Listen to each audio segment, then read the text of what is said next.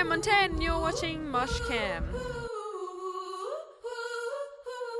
I want to taste tears, I want to free the beast from his Modern 80s synth pop inspired by Owen Pallett's orchestration. something worth the giving. Well, we it was like semi-intentionally started working on it in about March last year or April. Me and my producer Tony Buchan did like 2 weeks of co-writes, which ended up producing In the Dark and Clip My Wings, which came out as singles, and then those just ended up on the album. So I guess that's like, sort of. And then we sort of completed it from September to January. There's not really anything uniform about writing a song. I think it's like...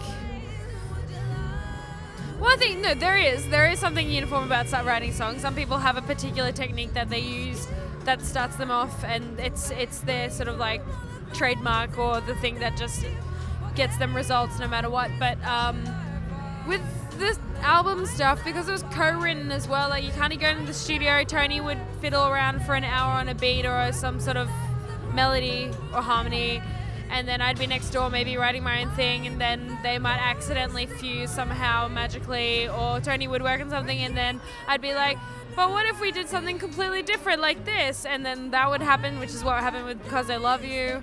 Or I'd come in with like something I'd already half written and then we'd elaborate on that.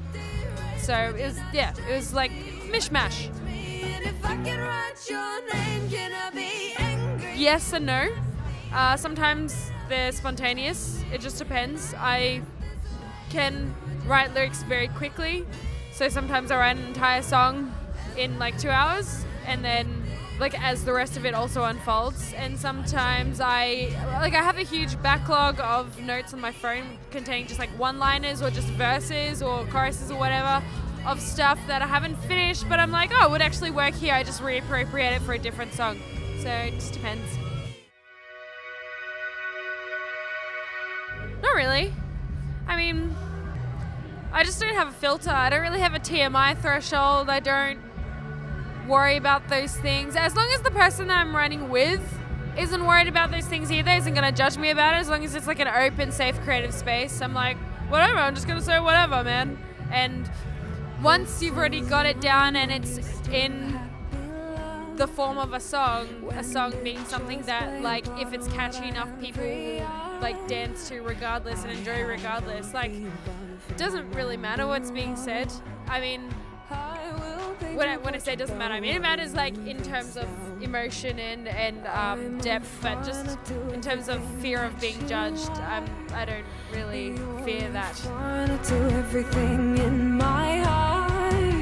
Björk, Marina Diamandis of Brand the Diamonds, Bright Eyes to an extent, O'Connor Oberst, Arcade Fire, Feist to an extent, Regina Spektor, Fiona Apple.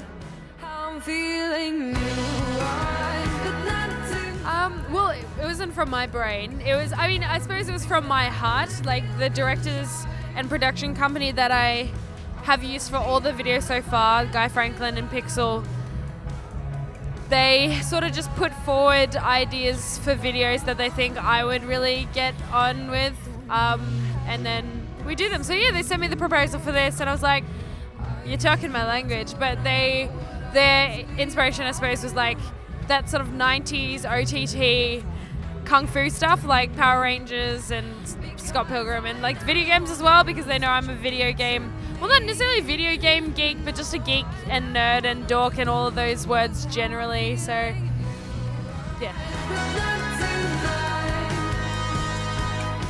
I don't, so the final shot that we shot that didn't make it into the video is just me and other me really, really close, like holding the tension of our orb power between each other and just looking at each other, like hero me sort of looking sympathetically at this disturbed, warped, heartbroken version of me, and that version of me just like looking super vulnerable.